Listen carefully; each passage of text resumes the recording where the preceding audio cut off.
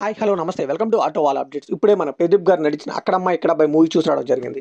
So ఈ మూవీకి అయితే ఒక స్పెషాలిటీ ఉందండి. నేను యాజ్ ఎ పర్సన్గా అయితే పీకే ఫ్యాన్ని. సో ఆయన ఫస్ట్ మూవీ టైటిల్నే పెట్టుకుని ప్రదీప్ గారు రావడంతో ఈ మూవీ మీద అయితే కొద్దిగా ఎక్స్పెక్టేషన్స్ పెరిగాయి. సో మరి ఈ మూవీ ఎలా ఉంది, ఎక్స్పెక్టేషన్స్ రీచ్ అయింది లేదా ఇండెప్త్ రివ్యూలో మాట్లాడుకుందాం. ఈ మూవీ బేసిక్ స్టోరీ వచ్చేసి తమిళనాడుకి ఆంధ్రాకి మధ్యలో అయితే బోర్డర్లో ఒక ఊరు ఉంటుందండి. ఆ ఊర్లో వరుసగా అయితే 60 మంది అబ్బాయిలు పుడతారు. సో ఆ తర్వాత ఒక అమ్మాయి పుడుతుంది. తన పేరు రాజా, తనే హీరోయిన్.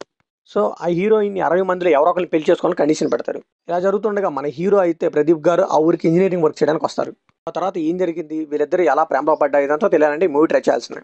మూవీలో పాజిటివ్ విషయానికి వస్తే కాన్సెప్ట్ చాలా యూనిక్గా అనిపించిందండి. ఫస్ట్ 10 మినిట్స్లోనే ఈ స్టోరీ అంతా మనకి రివీల్ చేసేస్తారు. 60 మంది ఉండడం, 60 మందిలో ఒకరినే పెళ్లి చేసుకోవాలనుకోవడం అండ్ అలానే హీరో అప్పుడే రావడం, ఇదంతా ఆన్ పేపర్ చాలా బాగుంటుంది.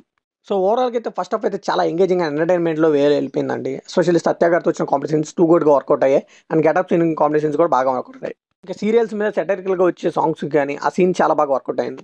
ఇంటర్వ్యూలో ఇచ్చిన ట్విస్ట్ అయితే కొద్దిగా ప్రెడిక్టబుల్గా అనిపించినా కానీ బాగానే వర్కౌట్ అయింది. ఇంకా సెకండ్ హాఫ్లో వచ్చే బ్రహ్మాజీ గారి ట్రాక్ కూడా అంతే బాగానే వర్కౌట్ అయింది. ఇంకా ఫస్ట్ హాఫ్లో సాంగ్స్ ఆ ప్లేస్మెంట్స్ కూడా బాగానే చూసుకున్నారు. ఇంకా రాధనిచ్చిన మ్యూజిక్ కూడా ఫస్ట్ హాఫ్లోనే బాగుంది అనిపించింది. వీళ్ళు ఎందుకు మొత్తం ఫస్ట్ హాఫ్ మీద కాన్సన్ట్రేట్ చేశారని ఎక్కువ అనిపించింది. ఎస్పెషల్లీ సినిమాటోగ్రఫీ కూడా ఆ విలేజ్ ఆ వైబ్స్ అవన్నీ కూడా చాలా బాగా చూపించారు. ఇంకా సెకండ్ హాఫ్ అంతా కూడా కంప్లీట్గా అయితే సిటీకి వచ్చేసిన స్టోరీ అంతా కూడా ఇక్కడ ఎడిటింగ్ కొద్దిగా పని చెప్తే బాగుండేది. కొన్ని సీన్స్ అయితే అవసరం అనిపించింది, ట్రిమ్ చేస్తే ఇంకా బాగుండేది. ఎస్పెషల్లీ ఆ రన్ టైం కొద్దిగా తగ్గేది, ఇంకా మనకి చూడడానికి కూడా చాలా బాగుండేది. ప్రొడక్షన్ వాల్యూస్ కూడా పర్లేదు అనిపించిందండి. ఇందులో నెగిటివ్స్ విషయానికి వస్తే నేను ముందుగానే చెప్పాను కదా, వీళ్ళు కంప్లీట్గా ఫస్ట్ హాఫ్ మీద కాన్సన్ట్రేట్ చేశారు. అన్ని క్రాఫ్ట్స్ సూపర్గా వర్క్ చేశారు ఫస్ట్ హాఫ్లో. బట్ సెకండ్ హాఫ్ని ఎందుకు వదిలేశారో నాకైతే తెలియదండి. టూ ఫ్లాట్ నేరేషన్స్తో మన పేషెన్స్ టెస్టర్లో మారుతుంది. ముందే చెప్పాను కదా, కొన్ని సీన్స్ ట్రిమ్ చేస్తే బాగుండేదని. ఇక్కడ ఎడిటర్ అన్న కొద్దిగా బాగా వర్క్ చేస్తుంటే సెకండ్ హాఫ్ కొద్దిగా సేవ్ అయ్యేది. బ్రహ్మాజీ గారు కామెడీ సీన్స్ చెప్తే ఇంకేమీ లేదు సెకండ్ హాఫ్లో చెప్పడానికి. సో పోస్ట్ ఇంటర్వెల్ హీరోకి ఒక ప్రాబ్లం రావడం, అక్కడ నుంచి సినిమా అంతా సిటీకి షిఫ్ట్ అవ్వడం, అక్కడ నుండి అయితే ఇంకా అసలు మూవీ కదలదండి క్లైమాక్స్ దాకా. సో ఎటువంటి ప్రోగ్రెసివ్ లేకుండా ఫ్లాట్ నేరేషన్స్ అలా వెళ్ళిపోతూ ఉంటుంది. సో ఆ కాన్ఫ్లిక్ట్తో కొద్దిగా ఇంట్రెస్టింగ్గా మార్చొచ్చండి, బట్ వీళ్ళైతే అది చూస్ చేసుకోలేదు. అన్నెసరీ కామెడీ సీన్స్ ఎక్కడ పడితే అక్కడ ఇరికిచ్చి పడేశారు. దానివల్ల అయితే కొన్ని సిచ్యువేషన్ మనకి ఎంత ట్రాక్ చేస్తున్నారు అనిపిస్తుంది.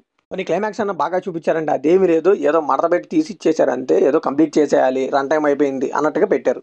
ఇంకా మూవీలో మేజర్ డ్రాబ్యాక్ వచ్చేసి ల్యాక్ ఆఫ్ ఎమోషనల్ కనెక్ట్ అండి. ఏ క్యారెక్టర్తో మనమైతే అస్సలు కనెక్ట్ అవ్వం. వాళ్ళ స్క్రీన్ మీద ఏదో ఎమోషన్ ట్రై చేస్తూనే ఉంటారు, బట్ మనకైతే అంతేం అనిపించదు. అసలే సెకండ్ హాఫ్ బోర్ కొడుతుందిరా అనుకున్నప్పుడు అయితే ఆ సాంగ్స్ వస్తూ ఉంటాయి. అబ్బా వచ్చిందిరా సాంగ్ అని చెప్పి నా పక్కన వాళ్ళు అయితే ఫోన్ చూసుకుంటున్నారు. మరి ఏమోనండి, మనకైతే అర్థం కావట్లేదు. వీళ్ళు ఫస్ట్ హాఫ్ అయితే బాగానే చూస్తున్నారు కానీ సెకండ్ హాఫ్ ఎందుకు ఇలా వదిలేసారో వాళ్ళకే తెలియాలి. ఇంకా క్లైమాక్స్ అయితే ఆ ప్రొడక్షన్ వాల్యూస్ లేకపోతే ప్రొడ్యూసర్ డబ్బులు పెట్టన్నాడు లేకపోతే డైరెక్టర్ చాయిస్ నాకు తెలియదండి. ఒక ఇంపార్టెంట్ సీక్వెన్స్ అండి, దాని అయితే 2-3 కట్లు అలా అలా చూపించేసి తీపిచ్చేశారు. అది కొంచెం రాసుకొని కొద్దిగా ఎగ్జిక్యూట్ చేస్తుంటే క్లైమాక్స్ కొద్దిగా ఇంపాక్ట్ ఉండేది. మెయిన్గా చెప్పాల్సింది ఏంటంటే సెకండ్ హాఫ్ నీళ్ళు మంచిగా చూసుకుంటే మాత్రం ప్రదీప్ గారు ఒక మంచి హిట్ పడేది. పర్ఫార్మెన్స్ విషయానికి వస్తే ప్రదీప్ గారు పర్లేదు అనిపించింది, బట్ ఇంకా ఇంప్రూవ్ అవ్వాలి. అండ్ అలానే దీపికా పిల్లి ఆవిడైతే పర్లేదు అనిపించింది, ఆవిడ క్యారెక్టర్ బాగానే న్యాయం చేశారు. ఇంకా సత్య అండ్ గెటప్స్ అండి, వాళ్ళే సేవియర్స్ ఆఫ్ ది మూవీ అని చెప్పాలి, చాలా బాగా చేశారు. సో ఫైనల్గా ఈ మూవీకి మనం వచ్చే బడ్జెట్ ఏంటంటే ప్రదీప్ గారు ఈ సినిమాతో హిట్ కొట్టడం చాలా కష్టం అండి. జస్ట్ బిలో యావరేజ్ మూవీ అంతే. ఫస్ట్ హాఫ్లో కామెడీ అయితే బాగా వర్కౌట్ అయింది. సో ఆ కామెడీ కోసం ఒకసారి అలా ట్రై చేయొచ్చు అంతే. ఇది కంప్లీట్లీ నా ఒపీనియన్ మాత్రం. మరి ఈ మూవీ మీకు అనిపించిందో కంప్లీట్ షేర్ చేసుకోండి, లైక్ చేయండి, షేర్ చేయండి, వెళ్ళి ముందు సబ్స్క్రైబ్ చేసుకోండి.